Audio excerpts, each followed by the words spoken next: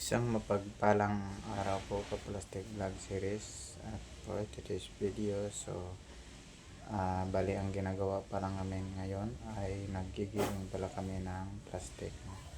So, bali ako pala yung taga-sandok at yung taga-hawak naman ng sako ay si Jero at si Alden naman yung taga-tayo. So, yan po, tulong-tulong na po kami dyan. Apat pala kami ngayon dyan sa crusher na yan.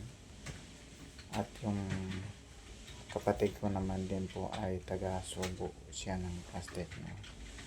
Bali siya pala yung taga-pakain. Yan lang po ang trabaho namin.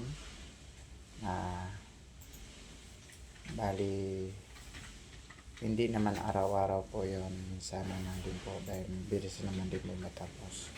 So ayan, balik tayo dito sa hawak naman din po tayo na sako. So yan po ang namin, palitan lang po para hindi ganong pagod at hindi po nakangalay. So sabagay ganon po talaga ang trabaho natin. So ito po kasi yung alam natin na trabaho. At dito din po tayo kumikita ng pang-araw-araw natin. At para tayo ay maka-survive sa mga pangangailangan natin, no? So yan naman po. Talagang pawisan po talaga kami dyan. Talagang buhos talaga ang pawis. Lalo na pagka binibilisan yung pagsubo doon, no? So kailangan alalay-alalay lang din para hindi ganun mapagod. Pero wala naman trabaho na di pagod. Kahit man opisina man or magbubuhat ka man, parehas lang. Kasi parehas yung trabaho. Nakadepende lang po. Pagka-office naman din po ay utak naman din ang pagod. So dito naman sa atin, katawan din ang pagod. Pero okay lang din po yun. Basta magpasalamat tayo na sa Panginoon Diyos na may trabaho tayo. So yan po.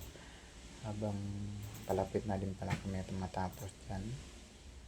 So yan. Relax muna ng konti. Balik na naman din po.